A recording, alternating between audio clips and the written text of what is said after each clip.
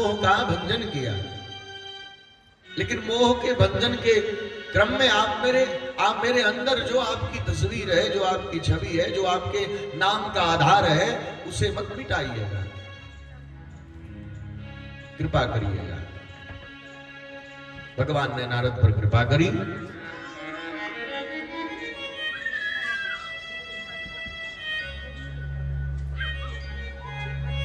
परीक्षित जी सुखदेव जी से प्रश्न करते हैं, प्रभु जिस जरासंध को भगवान ने 17 बार पराजित किया, 18वीं बार भगवान मथुरा को छोड़कर रण छोड़ कहलाए, उस जरासंध की क्या व्यवस्था बनी? परीक्षित जी कहते हैं, परीक्षित जी से सूत जी कहते हैं, राजन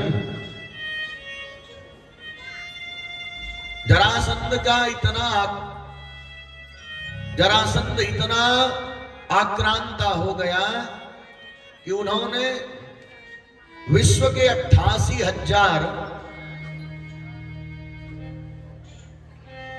इतनी उनकी आक्रांता हो गया कि 28,000 राजा को जरासंध ने बंदी बनाकर रखा है।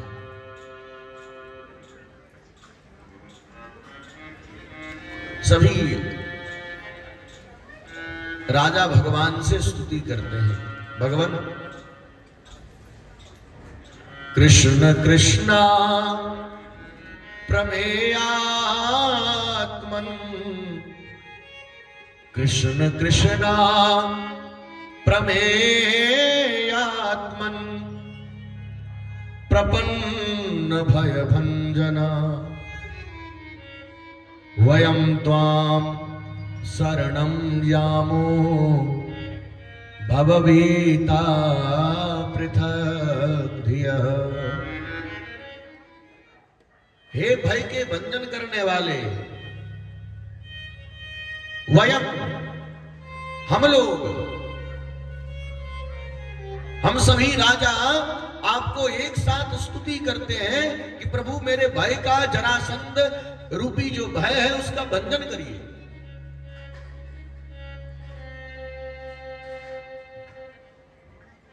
लेकिन भगवान कृपा तभी करते हैं जब भगवान के अनुकूल समय होता है। ऐसे किसी पर भगवान ऐसे किसी पर भी बिना उसके ऊपर पूर्ण दोष लगे, भगवान आर्त स्वर से पुकारा था राजा ने, हे भय का हरण करने वाले प्रभु, हे भयभंजन। इधर हस्तिनापुर का जब राज्य वापिस हुआ,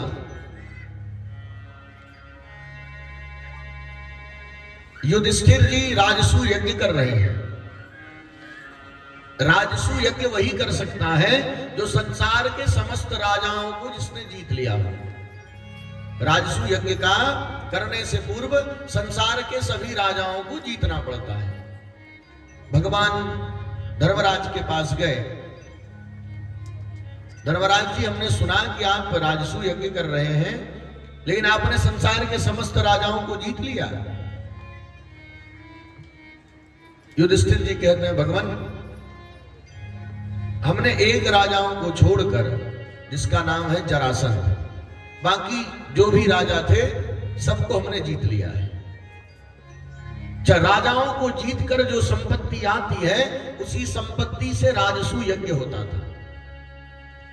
अभी सबसे बड़ी संपत्ति जरासंध के खजाने में है।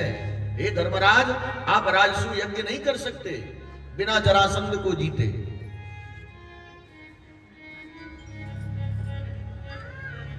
भीम के द्वारा ब्राह्मण का रूप बनाया है भगवान। भीम और अर्जुन को साथ में लेकर जरासंध के दरवाजे पे गए।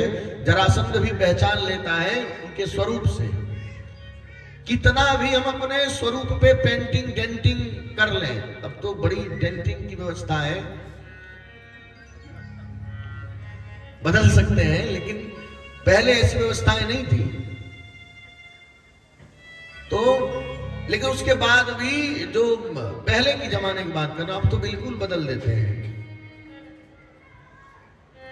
तो पहले पहचान हो जाती थी, ये वही है। भगवान भीम और अर्जुन को देखकर जरासंध पहचान लेता है, इसका जो लक्षण है, इसका जो शारीरिक चिन्ह है, वो ब्राह्मणों जैसा नहीं है, क्षत्रिय जैसा है। जब जरासंध पहचान लेता है तो भगवान परिचय देते हैं कि मैं कृष्ण हूं जिससे तुम बैर करते हो। ये भीम, मेरे दाएं तरफ भीम, बाएं तरफ अर्जुन है। हम तुमसे युद्ध करने आए हैं। मल्ल युद्ध हुआ है भीम के द्वारा जरासंध की। भगवान जब भीम त्रस्त हो जाता है जरासंध से, तब भगवान ने, आप लोग देखे होंगे महाभारत में, देखे होंगे नहीं, ऐसे ओट करके भगवान बताते हैं। तो इस प्रकार से भगवान ने जरासंध की हत्या करवाई। उसके राज में जो सबसे सुंदर मुकुट था, जरासंध उसी मुकुट को धारण करता है। भगवान के कहने पर धर्मराज ने उस मुकुट को बंद करके रखवा दिया था। वही मुकुट परीक्षित जी पहने थे, जिससे परीक्षित जी सर्पदंश के कारण परीक्षित को साथ लगा था। वही जरासंध का मुकुट था। तो भगवान जरासंध का वध करते हैं। वध करने के बाद राजसूय यज्ञ होता है। राजसूय यज्ञ में प्रथम पूजा किसकी होगी? इसमें भगवान के जो निज फुफेरे भाई हैं, शिशुपाल, भगवान की बुआ है श्रुतस्रवा, वसुदेव जी की बहन है श्रुतस्रवा, उसी श्रुतस्रवा के पुत्र हैं शिशुपाल। अपनी बुआ के कारण, बुआ से वचन लिया था कि बुआ मैं इसे तब तक 99 गलती, इसके जीवन में 99 गलती मैं माफ करूंगा, लेकिन ये जैसे 100 गलती करेगा मैं इसका वध कर दूंगा। शिशुपाल 99 बार भगवान को गाली दे चुके थे।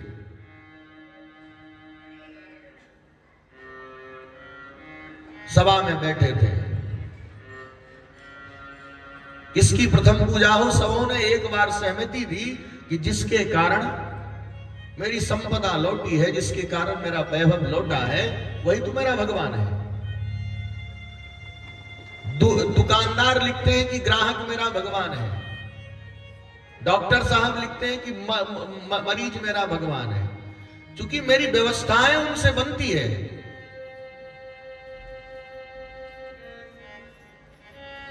तो जो व्यवस्था जो बनाता है वही तो भगवान है। जो राज्य लौटाता है, जिससे मुझे संपदा प्राप्त होती है, वही मेरा भगवान है। सबों ने एक साथ सहमति करी कि अग्र पूजा भगवान की होगी। लेकिन उसी में राजाओं के मध्य में, चूंकि सभी राजाओं को जीत लिया था, सभी राजा थे वहां, शिशुपाल भी था, 99 गलती पूरा कर चुके थे, फिर गाली देना प्रारंभ किया। ये तो ग्वारिया है, ये तो गौ चराता था, अभी जाके क्या अपने से नगरी बनाई और राजा बन बैठा है। कोई राज्य से मिला नहीं था, ये तो राजा स्वयं से बन बैठा है। ये स्वयं अपने से राजा बना है, तो इससे क्या, कौन सी विरासत? अच्छा, राजा जो बनते थे वही बनता था जो राजा का पुत्र होगा, या राज को का जिन्होंने हरण करके उस गद्दी पर बैठेगा, राजाओं का हरण करके जो उस गद्दी पर बैठेगा वही राजा बनता था। राजा बनने की परंपरा थी, और भगवान ने स्वयं द्वारका नगरी बनाई और वहां के भगवान राजा बने, तो स्वयं से बनाई हुई थी।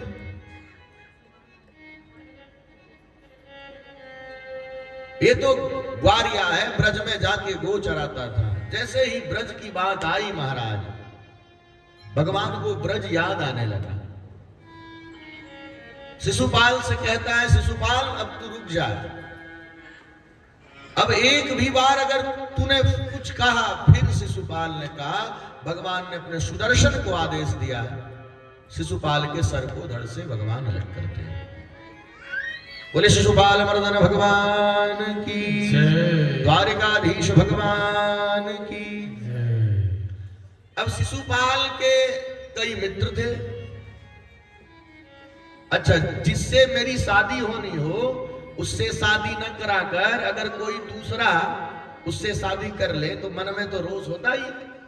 शिशुपाल को वो भी रोष था कि मेरी शादी होनी थी रुक्मिणी से, जो परम सुंदरी है, रुक्मिणी से मेरी शादी होनी थी और ये होने नहीं दिया था। तो शिशुपाल तो पहले से भी बैर है। अच्छा, जो उसके मित्र होते हैं, उसके जो सखा होते हैं, वो भी उससे बैर करने लगते हैं। उसी शिशुपाल के मित्र हैं साल्व। साल्व भी भगवान से बैर करता है, दंतवक्त्र बैर करता है। भगवान सबका उद्धार करते हैं। समय आया महाभारत से पूर्व,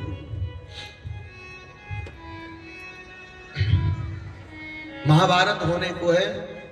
अक्रूर जी के द्वारा पता चला बलराम जी को, भगवान को, भगवान ने बलराम जी को तीर्थ करने भेजा है। बलराम जी भगवान के कहने पर तीर्थाटन में निकले। तीर्थाटन में गए और नैमिषारण्य के क्षेत्र में एक यज्ञ हो रहा था, जिसके आचार्य थे राजा, जिसके आचार्य थे रोमहर्षण जी। बलराम जी के द्वारा रोमहर्षण जी का उद्धार होता है और इधर भगवान अपने राजकाज में व्यस्त हैं।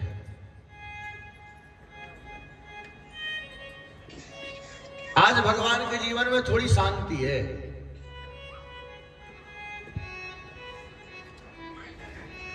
लेकिन उसी शांति के मध्य में भगवान को याद आती है अपना बचपन, अपना वो ब्रज,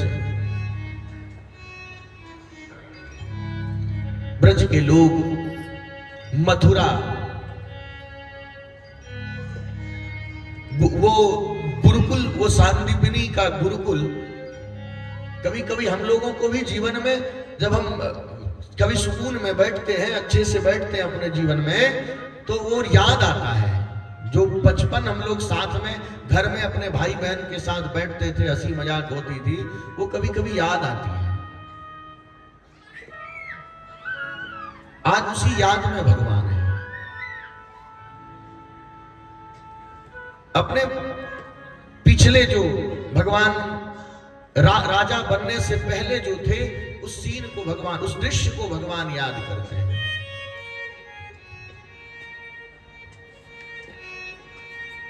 उसी सांदीपनी में पढ़ने वाला जो मेरा मित्र है उद्धव, वो तो मेरे साथ है। जिन्होंने मुझे मित्र रूप से देखा वो तो मुझे मेरे साथ है, लेकिन उम्र में बड़े होते हुए भी ब्रह्म ज्ञानी जो हैं, जिन्होंने मेरे अंदर भगवान का दर्शन किया, मुझे भगवान माना, उन्होंने स्वीकार किया कि कृष्ण ही शरणम गता, मुझे कृष्ण के ही शरण में जाना है।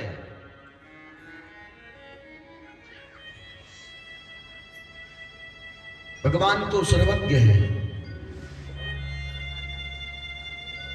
भगवान अंतर ध्यान होकर देखते हैं कि वो मेरा मित्र सुदामा,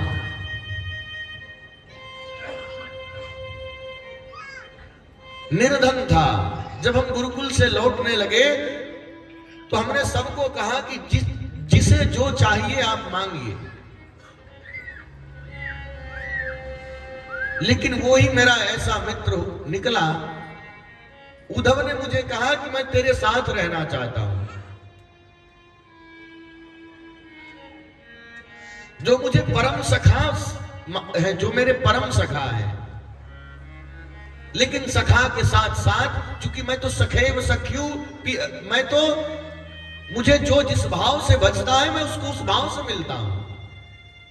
जो पिता भाव से समझता है भजता है, जो पुत्र भाव से भजता है, जो सखा भाव से भजता है, मैं उसे उसी भाव से मिलता हूं। जिसका हृदय निर्मल है, अंतर ध्यान होकर भगवान देखते हैं। ऐसी अवस्था है कि भगवान के नेत्रों से अश्रु छलक रहे थे। रुक्मिणी जी आती हैं, प्रभु आप रो क्यों रहे हैं? आपके रोने का कारण क्या है?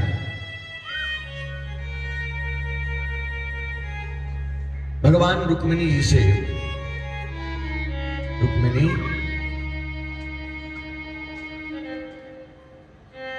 मेरा बचपन का मित्र है, मेरे बचपन की यारी है जिससे। विद्यालय के बाल सखा, बचपन के मित्र सुदामा। विद्यालय के बाल सखा, बचपन के मित्र सुदामा। परम गरीब परम संतोषी, परम गरीब परम संतोषी, भक्त परम सुखधामा। परम गरीब परम संतोषी, भक्त परम सुखधामा। विद्यालय के बाल सखा, बचपन के मित्र सुदामा। विद्यालय के बाल सखा, बचपन के मित्र सुदामा।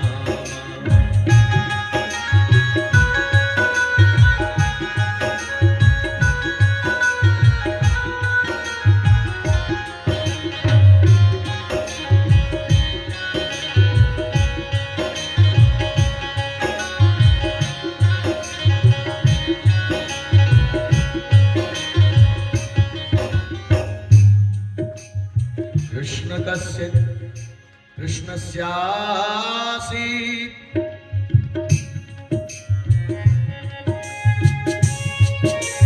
कृष्णस्यासीत् सखा कश्चित् ब्रह्मणो ब्रह्मवेत्तमः। कृष्णः कश्चित् सखा ब्रह्मणो ब्रह्मवेत्तमः। विरक्त इन्द्रियार्थेषु, विरक्त इन्द्रियार्थेषु, प्रशान्तात्मा जितेन्द्रिय, प्रशान्तात्मा जितेन्द्रिय। विद्यालय के बाल सखा, बचपन के मित्र सुदामा। विद्यालय के बाल सखा, बचपन के मित्र सुदामा। विद्यालय के बाल सखा, बचपन के मित्र सुदामा। वो ऐसा सखा है,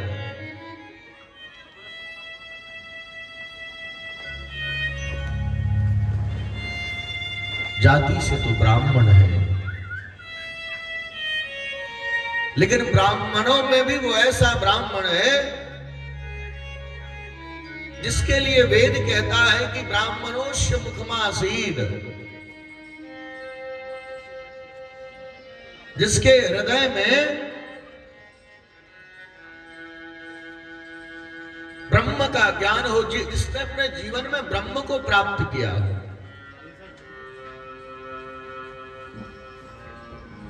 वही सच्चा ब्राह्मण।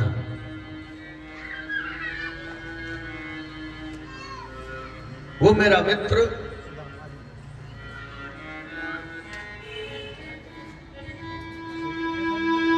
वो मेरा मित्र जिन्होंने अपनी इंद्रिय को जीत लिया है। हे रुक्मिणी, जिसकी जिह्वा पर मां सरस्वती विराजमान रहती है, ऐसे परम मित्र है।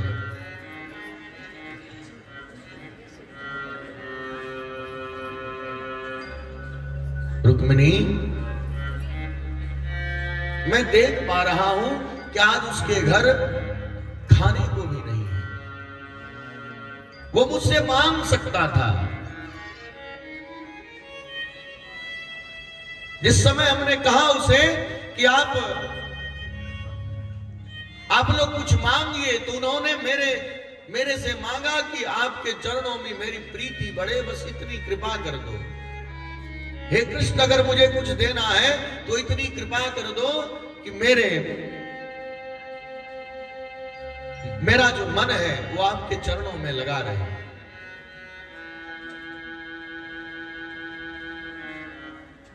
मैं जानता था ब्राह्मण है, और ऐसा ब्राह्मण है जिसको स्वयं मेरी जो भार्या दरिद्रा है उसने ग्रहण किया है, जिसके घर में मेरी भार्या दरिद्रा ने ग्रहण किया है।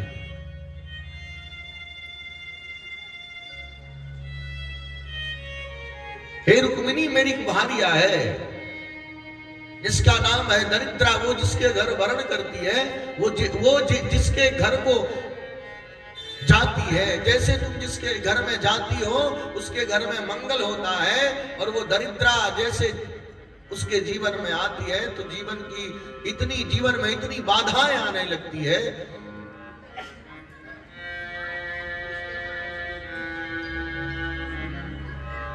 लेकिन उसने कभी कुछ मांगा नहीं मुझसे। परम निष्काम भक्त है, परम गरीब है, गरीबी की सीमा नहीं है, परम गरीब है, लेकिन परम संतोषी है।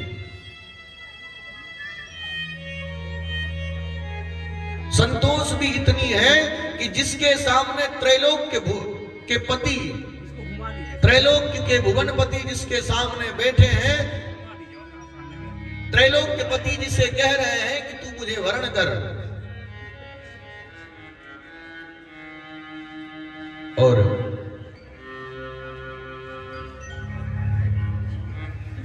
उसके सामने भी जिसने नहीं मांगा, ऐसा मेरा मित्र है।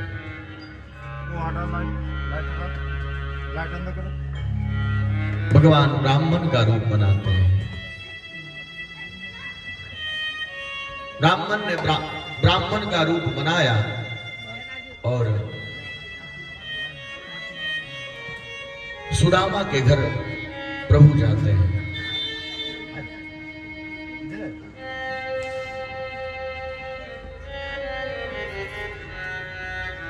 भवति भिक्षां देहि, भवति भिक्षां देहि।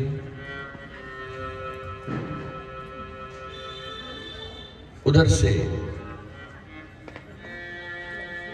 एक स्त्री निकलती है, परम सुशील,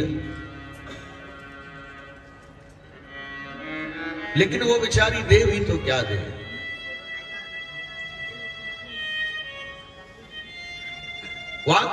वो स्त्री आकर निवेदन करने लगती है कि हे ब्राह्मण देवता,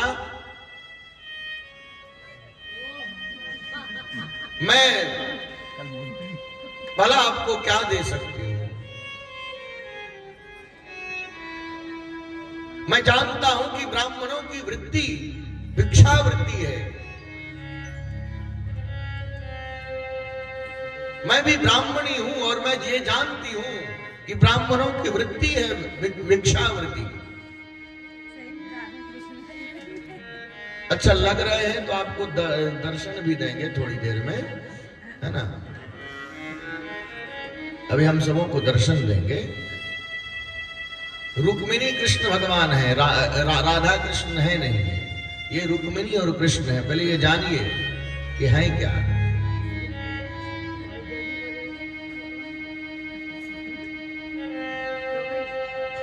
श्री राम जय राम, जय जय राम। श्री राम जय राम, जय जय राम। बोलो श्री राम जय राम, जय जय राम। श्री राम जय राम, जय जय राम। श्री राम जय राम, जय जय राम। श्री राम जय राम, जय जय राम। श्री राम जय राम,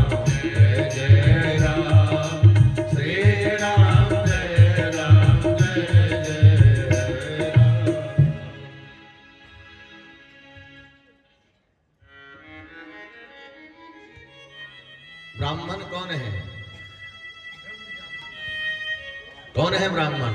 ब्राह्मणों की वृत्ति, ब्राह्मणों का घर कैसे चलता है? कैसे चलता है?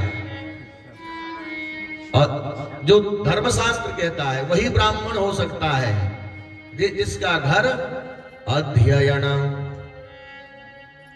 अध्ययन अध्यापनम चैव यजनम याजनम तथा दानम प्रतिग्रहाश्चैव ब्राह्मणा नाम कालयत। उसी का नाम ब्राह्मण है जिसका घर अध्ययन जो करता हो, जो अध्ययन कराता हो, जो यज्ञ करता हो, जो यज्ञ कराता हो, जो दान लेता हो और जो दान देता हो। ये 6 वृत्ति जिसके जीवन में है वही ब्राह्मण है। जो नौकरी करता है वो नौकर है। अच्छा, नौकर कौन है? गीता जी में भगवान कहते हैं, चारों वर्णों के बारे में गीता जी में भगवान ने बताया है 18वें अध्याय में। तो जिसका जीवन इस 6 वृत्ति से चलता है वो ब्राह्मण है।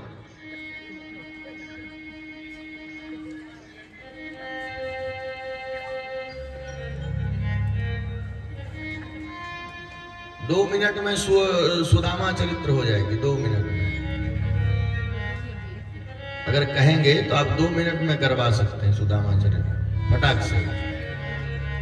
अगर अच्छे से कुछ सुनना है तो थोड़ा हमको भी कंस्ट्रेट करिएगा आप लोग, तभी हो पाएंगे। आप लोग मतलब देखने लगते हैं, दौड़ने लगते हैं, तो मेरा भी मन है ना, मैं बड़ी उसको कंट्रोल करके फिर सोच के फिर क्या बोलना है ऐसे बोलना पड़ता है। ये नहीं है कि सामने पुस्तक है, ये बात सही है, लेकिन कुछ गलत ना बोल दूं इसके लिए है। कोई श्लोक गलत ना हो जाए, क्योंकि सब तो याद रहता नहीं है, वो इसके लिए है। बोले द्वारकाधीश भगवान की जय। भगवान ब्राह्मण का रूप धारण करके सुदामा जी के घर में जाते हैं। भवति भिक्षाम देहि, हे माते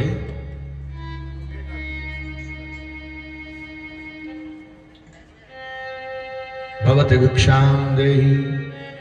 भगवान ने 3 बार कहा। सुशीला जी सोचती हैं, इस दरिद्र के घर जिसका जीवन स्वयं भिक्षा से चलता है, उसके घर में आज मांगने वाला कौन आ गया? कौन मांग सकता है? मैया अपने घर को निहारती है, वो घर कैसा है?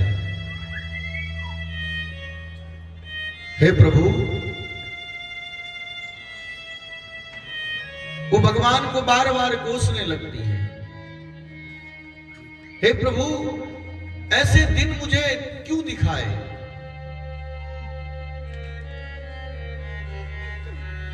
मेरा जीवन, मेरे यहां का जो जीवन है, मेरे यहां अगर भोजन भी बनता है तो हे प्रभु, वर्षों बीत जाते हैं, महीनों बीत जाते हैं, सप्ताह बीत जाते हैं, तब जाके चूल्हा जलता है। और ऐसे दरिद्र के घर कौन आ गया? हमने भी निवेदन किया था कथा में कि जिसके घर दरिद्रा को भगवान वर्ण करते हैं। आज सुदामा के घर दरिद्रा आई है, लेकिन उसका वर्ण करने स्वयं भगवान आए हैं, भिक्षा लेने आए हैं प्रभु, ब्राह्मण का रूप धारण करके। प्रभु, हे ब्राह्मण देवता, आप कहां से आए हैं? सुशीला जी को देखकर भगवान के हृदय में भगवान के भी अश्रु प्रवाह होने लगते हैं। भगवान के हृदय में भी उद्वेग होने लगती है, भगवान